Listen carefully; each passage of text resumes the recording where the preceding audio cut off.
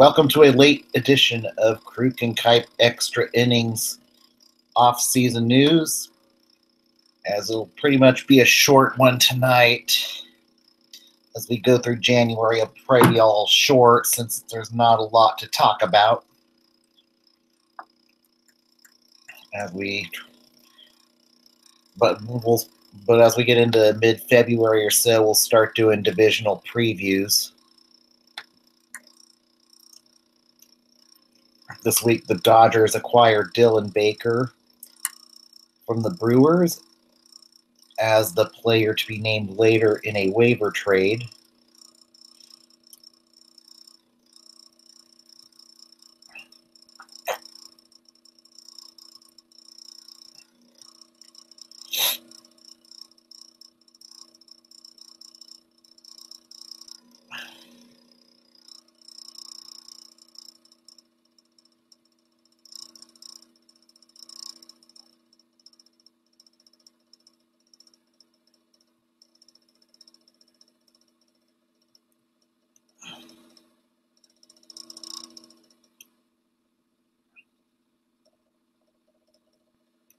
But for the most part, it's been a quiet week in the trade and free agent market too, as prices are starting to drop off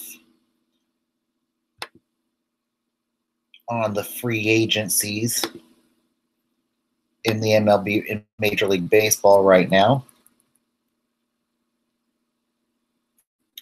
As Arrieta's price is only at $110 million as of right now, as nobody is wanting to give Jake Arrieta $200 million at this moment.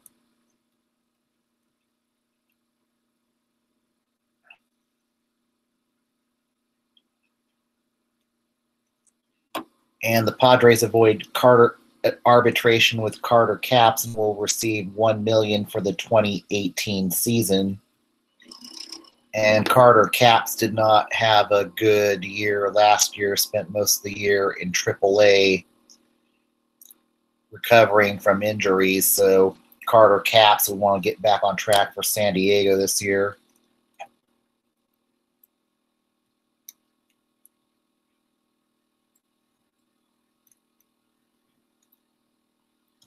The Phillies signed Will Middlebrooks to a minor league deal, who has been signed to give heat to Maikel Franco, who had a bad year last year in Philly and is hoping to rebound with the Phillies this next year. As he hit I think 220, 230 last year with the Phillies at hitter-friendly Citizens Bank ballpark.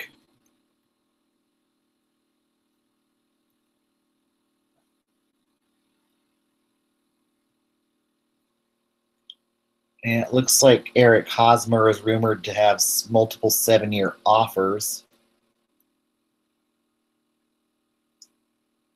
But yeah, San Diego's offered 7 years, but not $140 million.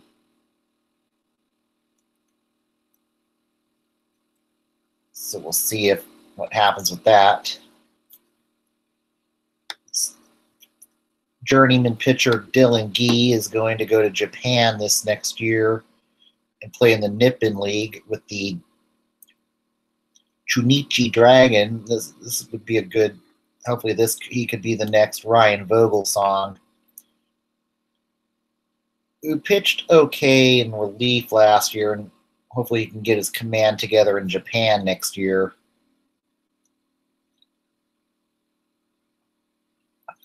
But he's hoping maybe to prove that he can still be a starting pitcher. Hopefully he can go the Ryan Vogelsong route.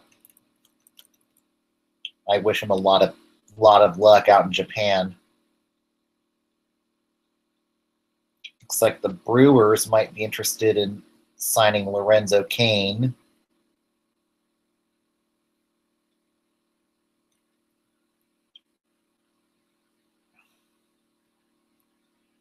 So has the Texas Rangers.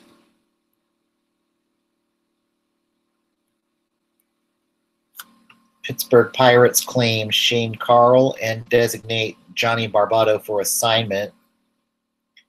Probably another minor league deal. So we'll see how Carl does. We'll see if he's in AAA or is in the Pirates bullpen next year.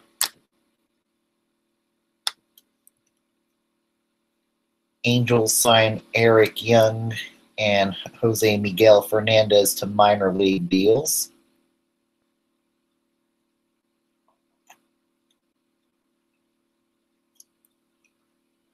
See if Eric Young Jr. can get back on track this year.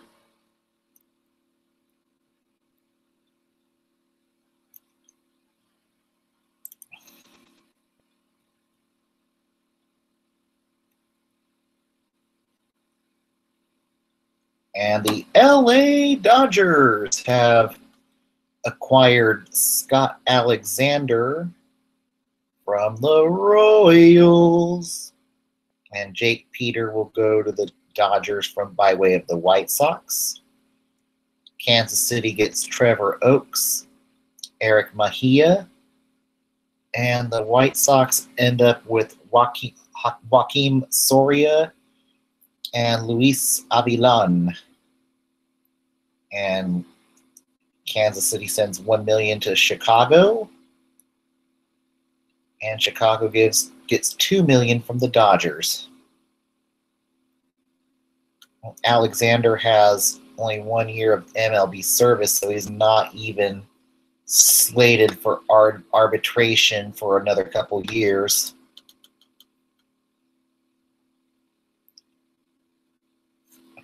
But this is for Kansas City a salary dump for the most part.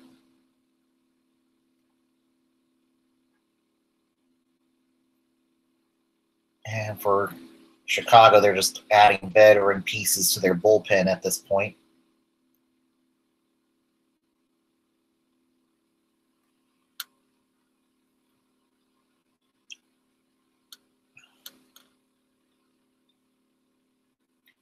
Giants bring back Hector Sanchez on a minor league deal. So that might be bad news for, say, Trevor Brown, who had a really bad year last year in AAA. And I think Hector Sanchez will likely be the third string catcher on the 40-man roster, as probably Trevor Brown, will be designated for assignment.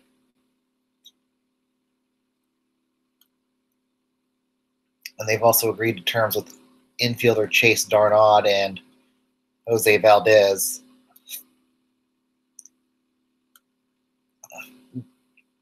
As he'll probably spend most of the season in Sacramento.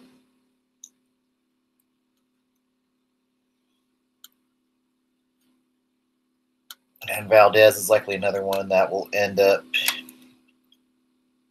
for AAA debt for the Giants. But yeah, I think at this point, probably Trevor Brown's going to be designated for assignment, and I wouldn't be totally surprised if he's cut from the roster. With the Ramos Ramirez getting near AAA, so you might see Ramirez be behind Sanchez next year. Maybe Trevor Brown catches on elsewhere next year.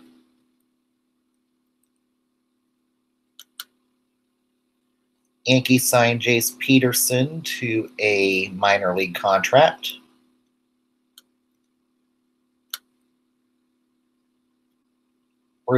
Brewers signed Boone Logan to a 1-year contract of $2.5 million. And he definitely will help boost the lefty situation in Milwaukee.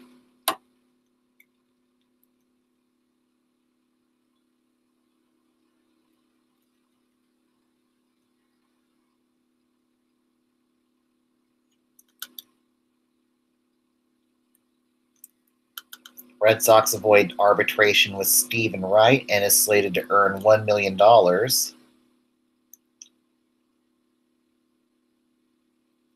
Padres re-signed Craig Stammen to a 2-year, $4.5 million deal.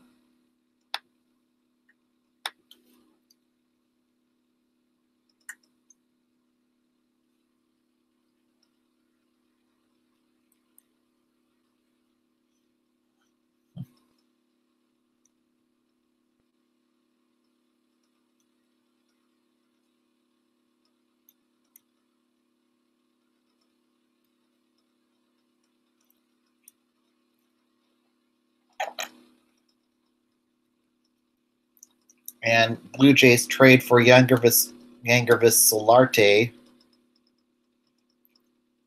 in exchange for Edward Olivares, Jared Karkuff. And this should give depth at second base to oft-injured Devon Travis and Troy Tulowitzki. And Solarte could definitely bring depth to the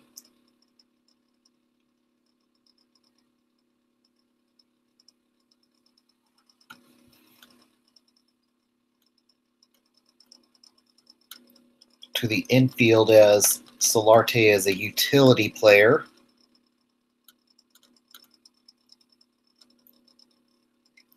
And that could make also Josh Donaldson expandable if by the trade deadline, if Solarte does well.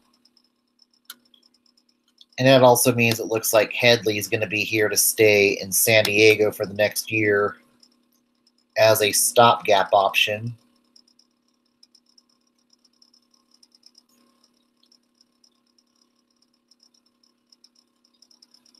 But I think certainly Solarte could be that utility guy the Blue Jays are looking for.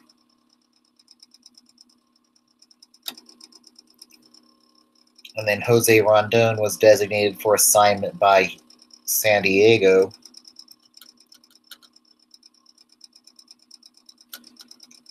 And he only hit a $120 in the majors.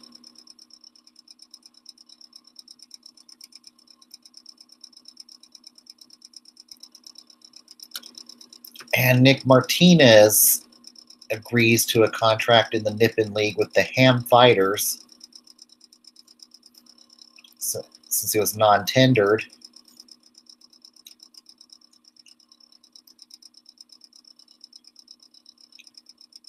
And hopefully he can get back on track in Japan next year. Dodgers signed Zach Neal to a minor league deal.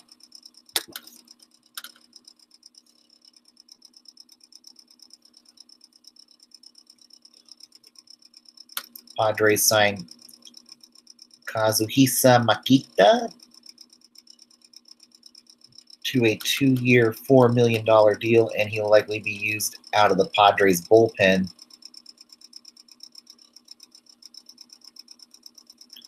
Which could be much improved for San Diego next year.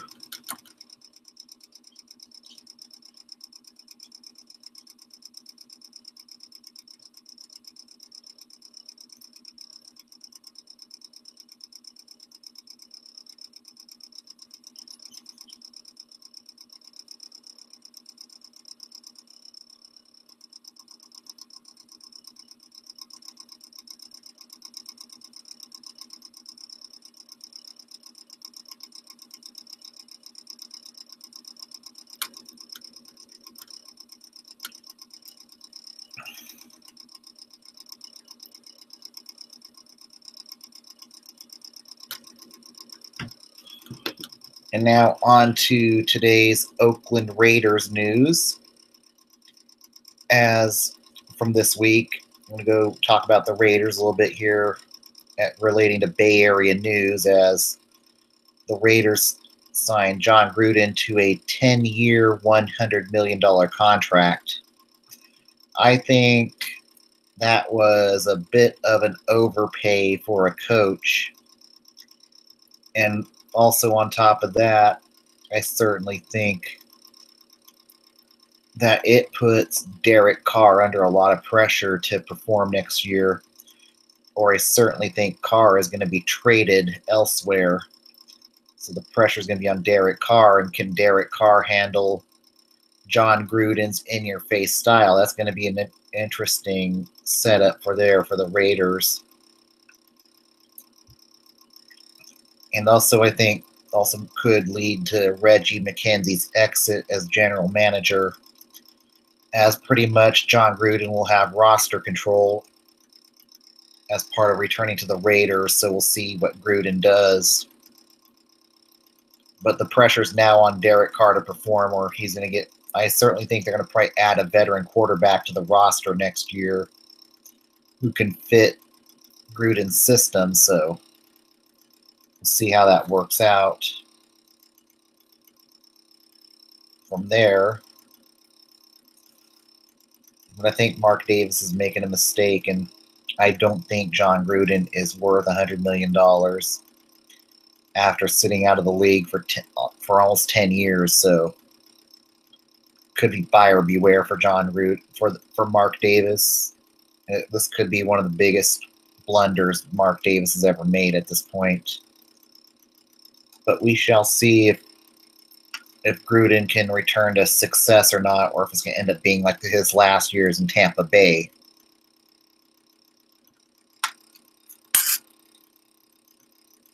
And all the quietness on the free agency could be a sign of what... Oh, I'd like to say hello to Von Hook, fellow San Jose Shark fan. Welcome to the channel. What I was going to say about baseball here is that with all the high-price free agents still being unsigned, this certainly could have big implications pertaining to the 2021 season. And I certainly think the odds of a lockout have certainly increased in the MLB at this point. So I think certainly 2021 something to watch out if the free agents don't get their way here in the next year or two. 2019, that's going to be Bryce Harper's walk year, and Scott Boras wants $400 million for him, and the reluctancy with a lot of teams, the new CBA and the luxury tax setup, it's certainly setting up for the possibility of a lockout in 2021 if the 2019 free agency class, or this year's free agency class, not 2019, isn't any better. We'll see what happens with that. But yeah, I think the possibility of a lockout or strike is actually increasing for Major League Baseball, who hasn't had a lockout or strike in 23 years. Last one was 1994. And this could get interesting. And this has been probably the longest time.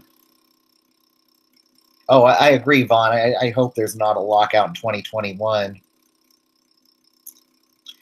And certainly this is something that's going to be something to watch with the CBA and Major League Baseball, as a lot of teams do not want to go over the competitive bargaining tax.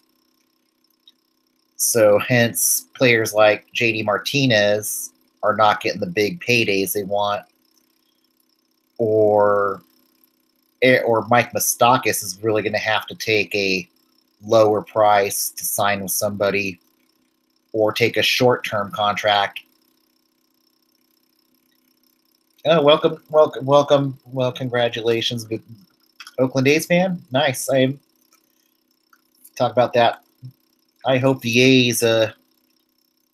I really wish the A's a lot of luck with their stadium issues right now, and that's been very difficult.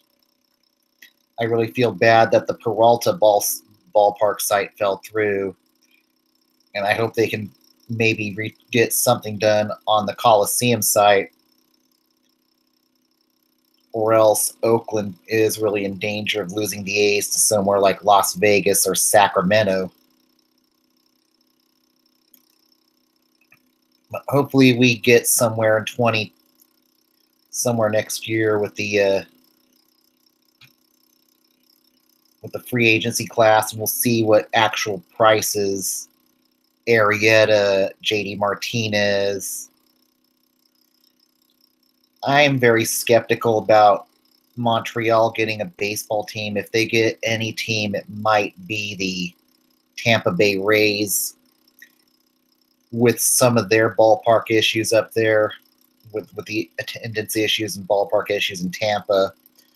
I certainly think Rob Manfred wants to keep the divisions balanced at this point. But yeah, Montreal, I think, would be more of a destination for the Rays than the A's. I'd be leaning Sacramento or Las Vegas if the A's were to relocate. But hopefully they can agree to something on the Coliseum site or the renovation to the Coliseum. I don't see Howard Terminal being any sort of a not.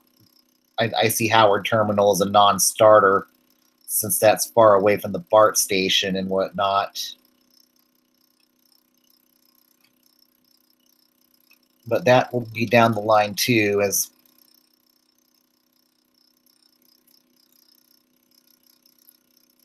that will wrap it up for tonight. Thanks, Von Hook, for coming on air, for hanging out in the chat. You guys have a good week. I'll be back on next Sunday with more off-season news and whatnot, what happening's going on in Northern California. Peace, love, and soul. Good night.